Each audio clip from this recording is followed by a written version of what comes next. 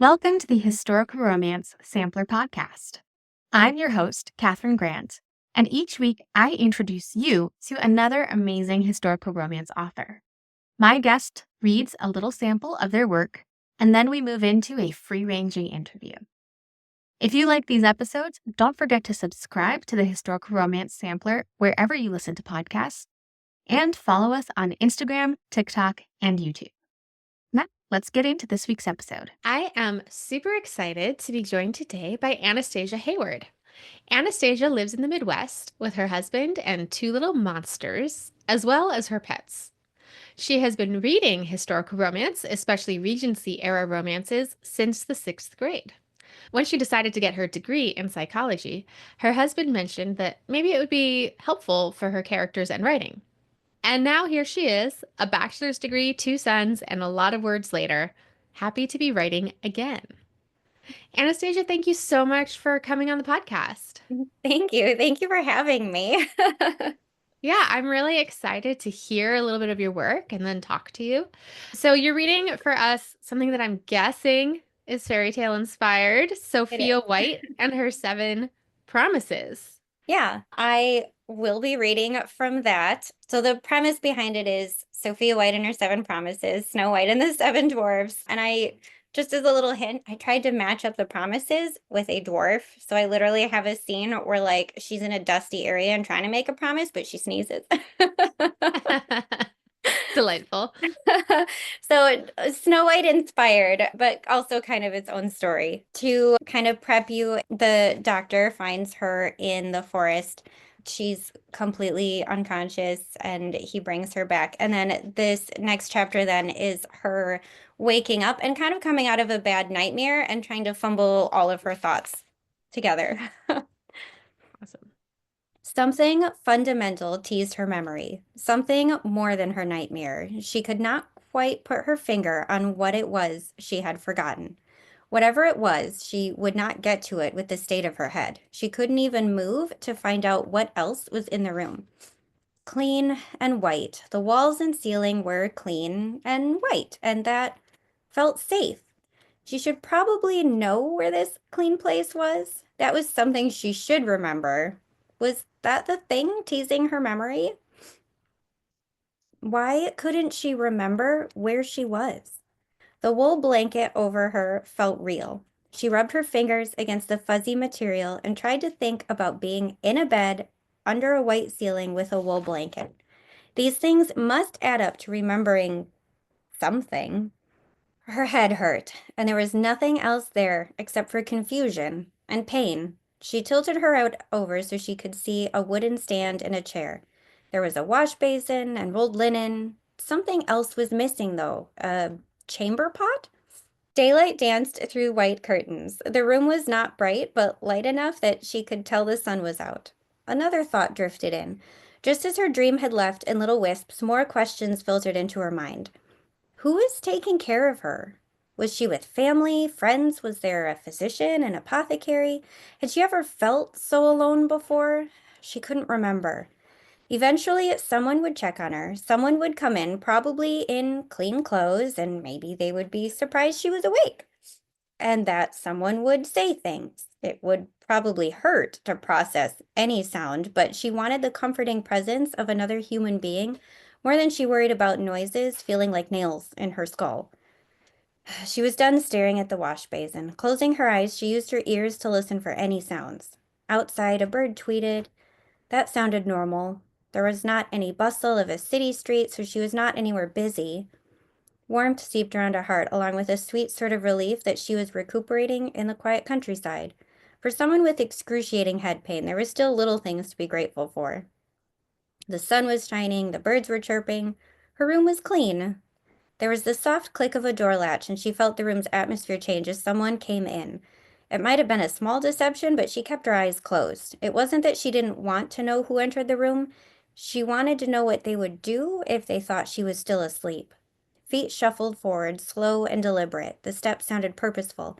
There was a warm, smooth touch on her wrist and a small metal click. A minute later, a masculine whisper muttered, "About 100." The touch moved to her head, and smooth skin delicately brushed hair away from her neck. Another quiet mutter. Bandages are fine. Why hadn't she noticed the bandages on her head? Why had she not felt those sooner? Her eyes opened to see a tall man hovering over her. His crisp white shirt and dark waistcoat covered a broad chest. Her gaze traveled up a clean-shaven neck, a chiseled jawline, and a masculine face. The green, golden brown of his eyes blended into a mesmerizing hazel and dark brown eyebrows scrunched together. His eyebrows perfectly matched the color of his short hair, and she focused on how soft it looked with the dull sunlight behind the fine strands. "You are awake." He left her side to drag over the wooden chair. His voice, deep and calming, blanketed her mind in comfort.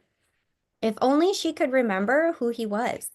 How long had she been sleeping? His lips, a healthy shade of rosewood, smiled at her. She found his every movement far too intriguing and swallowed, self-conscious of her unhealthy state. This was the man taking care of her while she was stuck in bed, wrapped in bandages? He had touched her a moment ago, and suddenly the gesture felt much more personal than it probably had been for him. His voice warm, low, and blessedly quiet. He said, "Hello." She parted her lips, the simple statement reassuring her. She wanted to say something back. Anything? Her throat did know how to make sounds, did it not?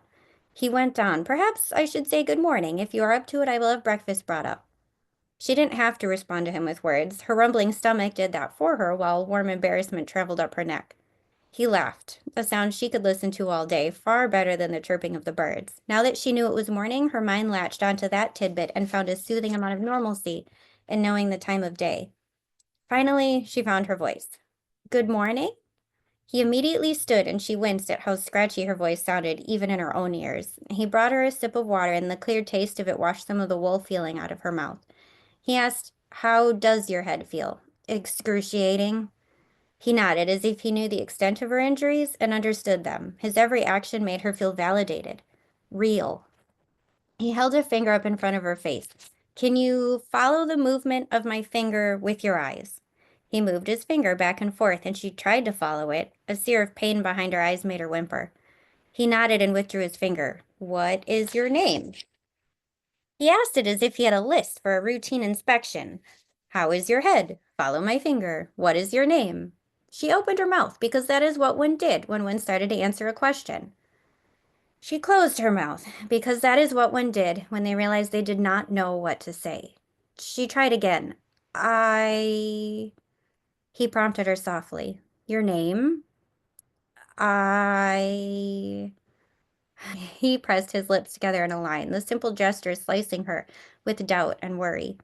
She tried to pull letters or sounds into her head, anything that sounded familiar, but nothing came. After stuttering over a few of the common consonant sounds, she sobbed, "I don't know."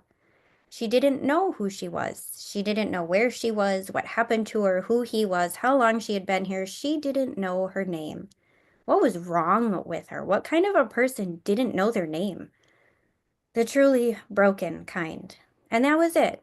That was the thing teasing her head, the thing she had been avoiding since having woken. She had no memory, none at all. She could speak, and she knew things about the countryside and the birds, but when she thought about herself, there was nothing. She was a featureless shadow in a world of sunshine. He thumped into the chair and clasped her hand in his grip encompassing and gentle. She watched his hazel eyes as they settled on her face. He was the epitome of calm, and he must somehow be sharing some of it with her. She took a deep breath, sniffled, and waited for him to say anything. When he was quiet, she latched onto an idea of hope. "You must know who I am. It is my head wound, is it not? It has affected my memory. But you can tell me my name." He shook his head, and she realized how much she had put into that quick thought of hope. Her body felt as if it were plummeting back into the shadows, despair leeching away everything, her eyes closing. He squeezed her fingers. She wasn't sure if the gesture was meant to reassure her or remind her that he was still there. He said, "You are safe here. It is not unexpected to forget some things. You are correct that you are healing from a head wound, and we will focus on that healing one step at a time." Safe. She did feel safe. She felt lonely, useless, full of despair, and pain circulated through her entire body, but she did feel safe. He went on, "We will focus on the small things for now. Rest is a must. It is the best thing for you, and I know many things must hurt right now. Even though she had no memory, she was certain that was the most understated comment she had ever heard. Everything hurt a lot. But together we will make it better. Your body is healing, and it is my hope that in time your mind will as well, one step at a time. You have cuts and bruises, many of which are already looking better. Your head wound is healing. That simple fact that you are awake now brings immense relief to me. It shows me that we will continue to move forward with this process. He spoke of hope when she had so little. Then he slid his hand from hers, gave her fingers a little pat, and she heard him stand. He had hope, but he wasn't the one lying in bed, bandaged, bruised, and broken. Tired. Her eyes were already closed, but a heaviness tugged on the rest of her, pulling her down into the deep spiral of sleep. She managed to blink her eyes a moment, expecting to see him standing there. She hadn't heard him move away. He was gone, and she realized belatedly that not only did she not know her name, but she didn't know his. Adding it to the pile of things she didn't know, she felt the weight of all the things she didn't even know she didn't know. No, that was the weight of her sleepiness tugging her deeper down the spiral. There was probably another nightmare waiting for her at the bottom, but she was too tired to stay awake. Wow, what a exciting and scary kind of excerpt. I mean, not scary, spooky, but there are a lot Yeah. of big emotions there. Yeah, that's why I chose it. I had one of my ARC readers kind of point it out as she kind of privately messaged me to say she liked my approach to just handling all those big emotions. I know Snow White is a fairy tale and a lot of people think like, oh, Disney princess. But for me, I also feel like there's the Grimm fairy tales then that like those are not fairy tale Disney princesses. So some of my story is a little bit more of that fairy tale feel, but some of it is also just exploring some of those darker concepts because I feel like stories are a safe place to do that. Um, Yeah. Well, I have a lot of questions for you, but first we're going to take a quick break for our Great. sponsors. Do you love to find historical romance book deals? Or are you an author who would like to boost a new release or discount to readers who love historical romance? Historical Romance Book Deals was made for you.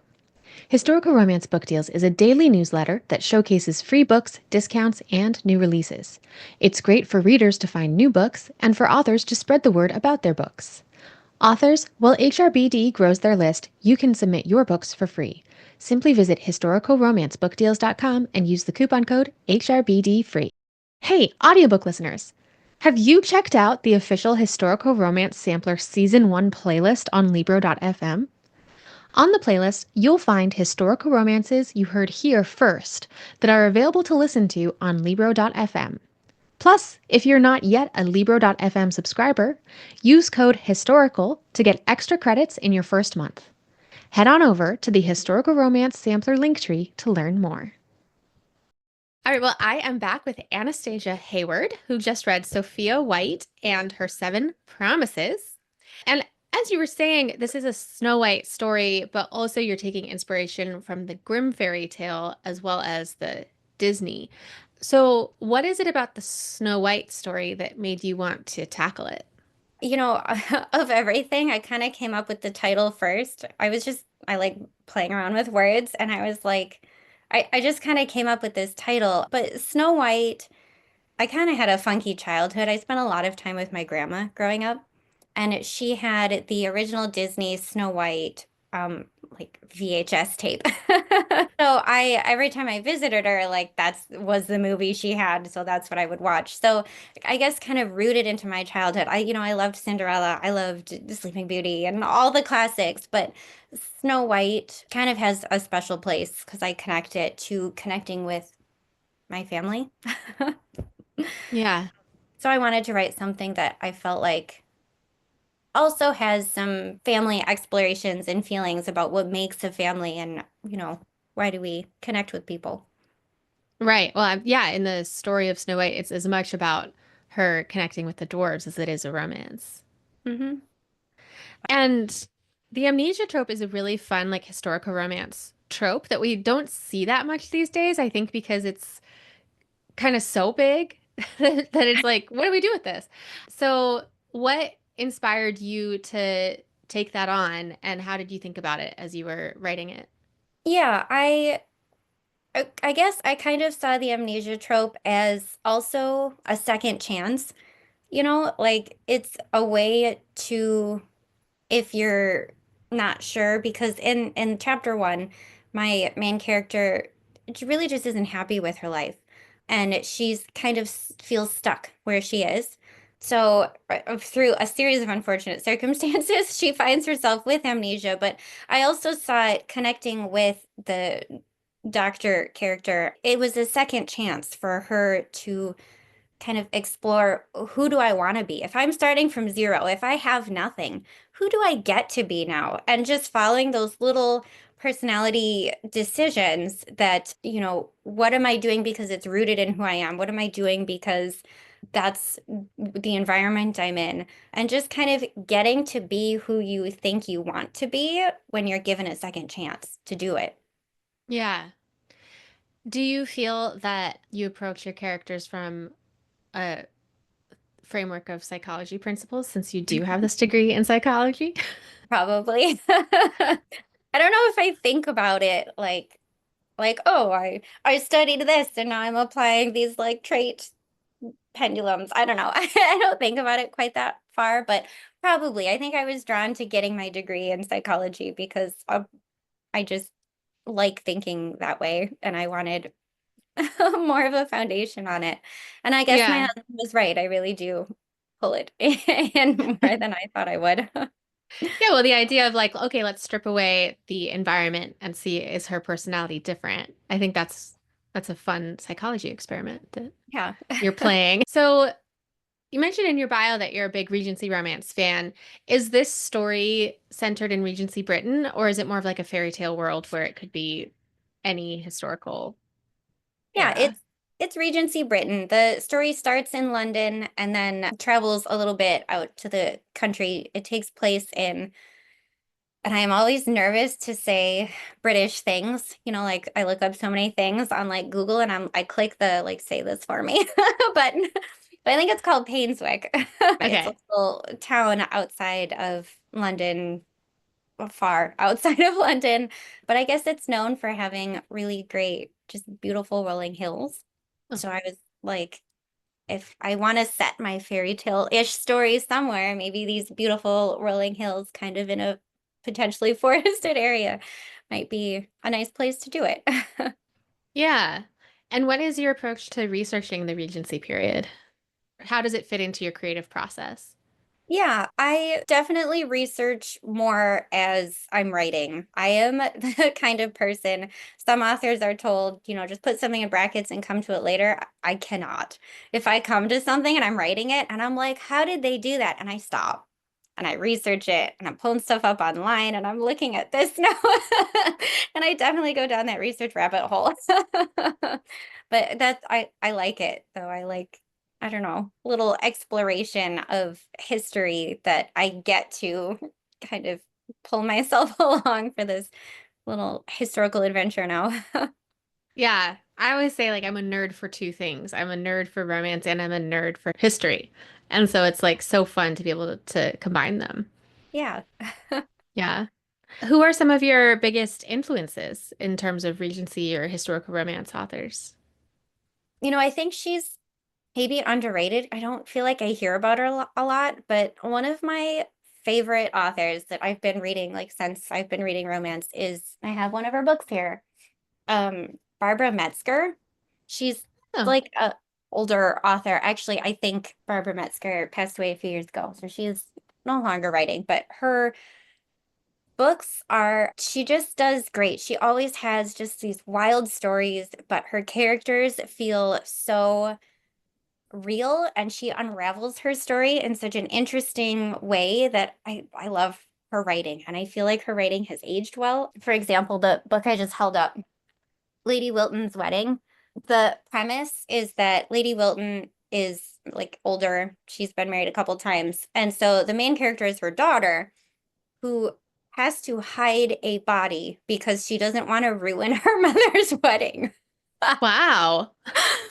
So yeah. So she's probably one of my favorite authors. And whenever I think about like, how can I approach this? What will make this interesting? How can I let this unravel? I think about her and what I like. about her books and her writing and how she tells stories. Yeah, but that's really cool. I've never heard of her before, so I'm gonna go download some of her books and see what it's all about. And I know you said that you came to this story partly from the title, but how do stories come to you typically? Do you always start with just like a title, or is it more character based, trope based? I think it helps me to start with an idea or theme and then kind of explore what, if I was to write that, what does that mean to me? So, like, when writing Snow White, like, I had this theme, but I was like, how could I write it my way? How could I turn Snow White into a Regency story? How could I turn it into more of a romance? How, and I just started asking all these questions and I start building and I start slowly building a character and a general idea of what a story might look like. But yeah, whenever I start with something, I always try to start with like a theme and then branch out from there. Yeah, yeah. In your bio, you kind of said that like you're writing it again. So when did you start creative writing? I guess, I mean, on and off. I tried writing a book years ago, at least 10 years ago, and it was such a mess that I just dropped it. I was like, this isn't even worth editing. Was that historical romance as well? No, it was just an exploration of storytelling and I don't know, figuring out writing. It was a time ad shift adventure story where someone went back in time to ancient Egypt and then wanted to get back to their own time. Okay. I wrote that a long time ago. And so then what do you think brought you to writing historical romance? I guess because I didn't get my degree, like I didn't go to high school and then get my degree, which I guess is why I bring it up in my bio. Like it was a big accomplishment for me to like graduate and then not immediately go on to that. And then later in my adult life be like, I think this is something I want. Yeah. So I kind of I feel like I had a life before and then like I paused everything to like throw into finishing my degree. And then that's kind of why like I finally came back to writing. Yeah, and then I came back to Regency romance, I guess then because once I was able to come back to writing, I just kind of had to sit myself down and, ask myself, Anna, if you're going to try to write something, like what would it be? And obviously, like, write what you know, right? What would you read? And that's it. This is what I know. Yeah. Yeah. Well, that's great. And do you feel like have there been any discoveries about the genre as you've transitioned from being a reader? I mean, obviously you're still a reader, but from now becoming a writer as well, have you discovered anything about the genre? I think the biggest thing I've discovered is that being a reader does not prepare you for the historical intricacies of being a writer. As a reader, you can just enjoy all the little things like, oh, Lord, blah, blah, blah, and hello, sir, blah, blah, blah. But then as a writer, you're like, what are the actual rules for that? I need to know these things. My readers are relying on me knowing these things. It's pressure. Yes. Yeah. And there's so much as a reader that you're just kind of like, oh, I think I know that. But then if you actually have to like write out the rule or Yeah. decide for it yourself, what is the difference between a barouche and a cabriolet? I still don't know, and I have to look it up every time. All right, well, I think it's time for us to play Love It or Leave It. Love it or leave it. Protagonists meet in the first 10% of the story. Love it. Love it. Like Uh, page one is fine with me. love it or leave it. Dual point of view narration. Love it. I like getting both perspectives. Love it or leave it. Third person past tense. I love it. And it's like for all genres, I don't know, I feel weird reading things in first person. You'd like us to bring third person past tense, dual point of view across the board, any novel. Yeah. Yeah. Probably the rare one out for that, but All right, love it or leave it. Third act, breakup, or dark moment. I love it. And I have been watching these because I feel like it's such a split. And I want to say I love it because I think it's important in a romance to give that moment where each person chooses the other person. And if you're always with them, you don't have a moment on your own to decide, this is what I choose. So I know it's like there's so many reasons, and every time I hear someone give an opinion, I'm like, that's a good point. But I say love it because I love the opportunity that it presents, even though it's a dark moment and it's difficult. I love the choice at the end that comes out of that dark moment. Yeah, well said. Love it or leave it, always end with an epilogue. Leave it. I don't, it's a romance, and once we're happily ever after, I just assume we're happily ever after now. Fair enough. All right, love it or leave it, always share research in the author's note. Ambivalent.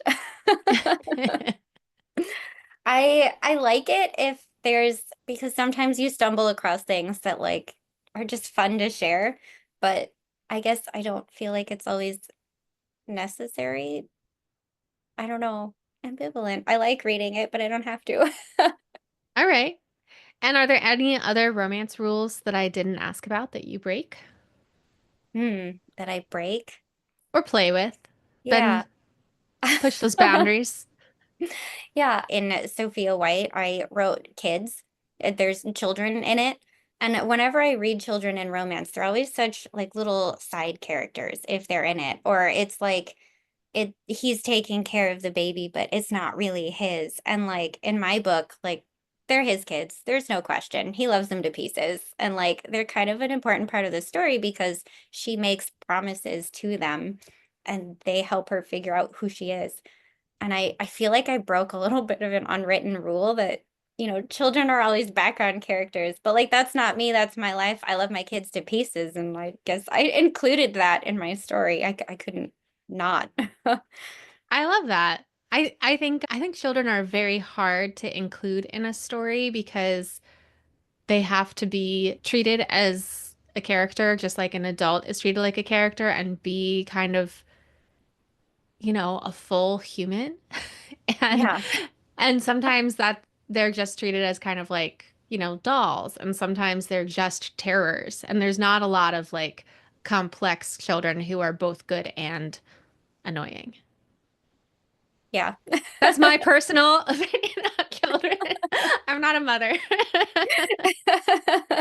No, But good and annoying little terrorist. Yeah. No, you yeah. got it. Well, thank you so much for playing Love It or Leave It. Before we go, where can readers find your books and you on the internet? Yeah, I am in Kindle Unlimited, so I am only on Amazon. Sophia was is going to come out in March, so you could find me at my website, which is anastasiahistoricals.com. You can find my all of my options there, any freebies that I have or anything that you could sign up and download for those. And then otherwise just on Amazon, Anastasia Hayward, and then hopefully I'll have my next in series out soon, so I won't leave you hanging with this story. Awesome. So, Sophia White and Her Seven Promises is releasing this month. And so, rush on over to Amazon to view some of the first readers. And don't forget to leave a review because that really helps every author. Yes. Yeah, well, thank you so much, Anastasia. I really appreciate you coming on and sharing your book with us. Yes, thank you. Thank you for having me. That's it for this week.